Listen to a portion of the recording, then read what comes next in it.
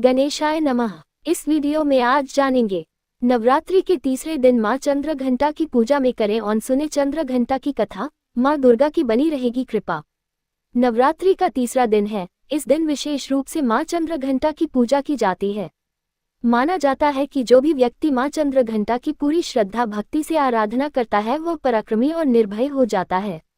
आइए विस्तार से जानते हैं मां चंद्रघंटा की कथा और उनके मनपसंद भोग के बारे में। नवरात्रि शुरू हो चुके हैं और आज नवरात्रि के तीसरा दिन जो मां चंद्रघंटा को समर्पित माना जाता है। इनके माथे पर अर्धचंद्र सुशोभित है, इसलिए इन्हें चंद्रघंटा कहा गया है। साथ ही मां चंद्रघंटा की पूजा अर्चना करने पर हर तरह के भय से मुक्ति मिलती है। साथ ही यह भी मान्यता है कि मां चंद्रघंटा की कथा का पाठ करने से शरीर के सभी रोग और कष्ट दूर होते हैं।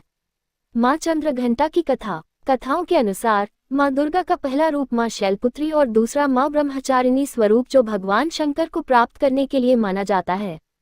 जब मां ब्रह्मचारिणी भगवान शंकर को पति रूप में प्राप्त कर लेती है तब वह आदिशक्ति के रूप में प्रकट होती है और चंद्रघंटा बन जाती है।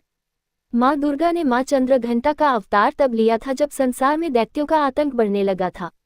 साथ ही उस समय महिषासुर का भयंकर युद्ध देवताओं से चल रहा था। महिषासुर देवराज इंद्र का सिंहासन प्राप्त करना चाहता था। वह स्वर्गलोक पर राज करने की इच्छा पूरी करने के लिए ये युद्ध कर रहा था। ऐसे हुई मां चंद्रघंटा की उत्पत्ति। जब देवताओं को महिषासुर इच्छा का पता चला तो वे परेशान हो गए और भगवान ब्रह्मा, विष्णु और महेश के सामने पहुंचे।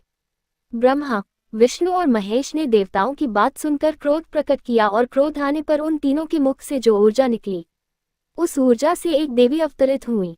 उस देवी को भगवान शंकर ने अपना त्रिशूल, भगवान विष्णु ने अपना चक्र, इंद्र ने अपना घंटा, सूर्य ने अपना तेज और तलवार और सिंह प्रदान किया। इसके बाद मां चंद्रघंटा ने महिषासुर का वध कर देवताओं की रक्षा की। नवरात्रि में मां दुर्गा के 9 रूपों को अलग अलग तरह के भोग चढ़ाए जाते हैं। माना जाता है कि मां चंद्रघंटा को खीर बहुत पसंद है, इसलिए मां को केसर या साबूदाने की खीर का भोग लगा सकते हैं। पंचामृत का मिश्रण इन सभी 5 गुणों का प्रतीक है। पंचामृत दूध, दही, घी, शहद और गंगाजल का मिश्रण होता है। यह मां चंद्रघंटा को अत्यंत प्रिय है।